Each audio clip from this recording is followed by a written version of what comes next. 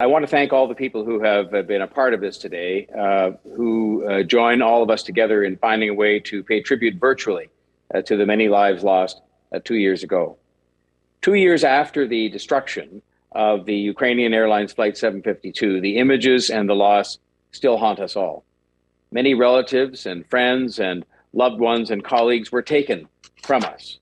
I've had the opportunity to meet many of you who were impacted by this tragedy and to spend time with the families and with the friends of those who were taken. I feel the loss, and it continues to motivate me to stand with you in support, but also in solidarity.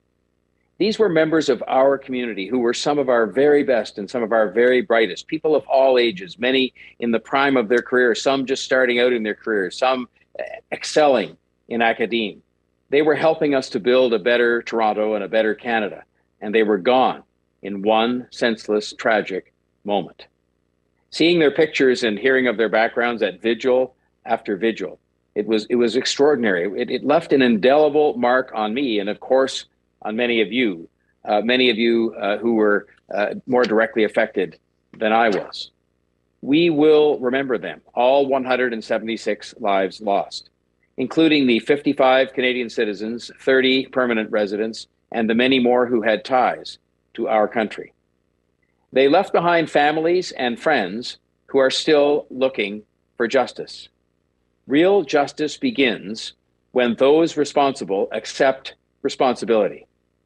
Only when there is responsibility taken for this deliberate act of terrorism will we have a foundation from which we can achieve justice.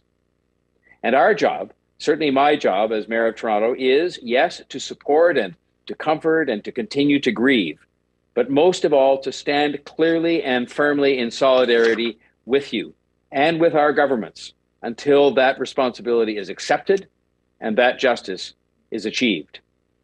The grieving families and loved ones of all victims in both Canada and around the world deserve answers.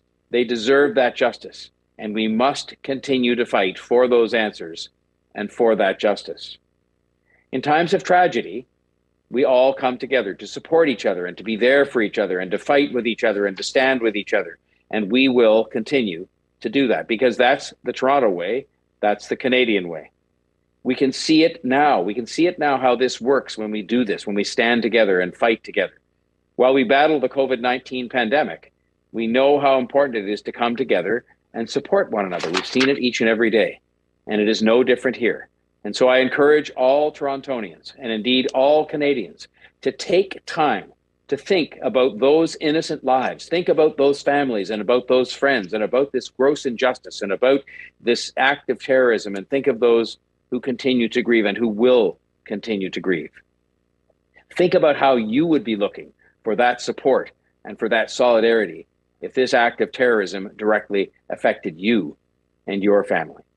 Today is an opportunity to think about all those innocent lives taken from us and all those left behind and the scars this has left.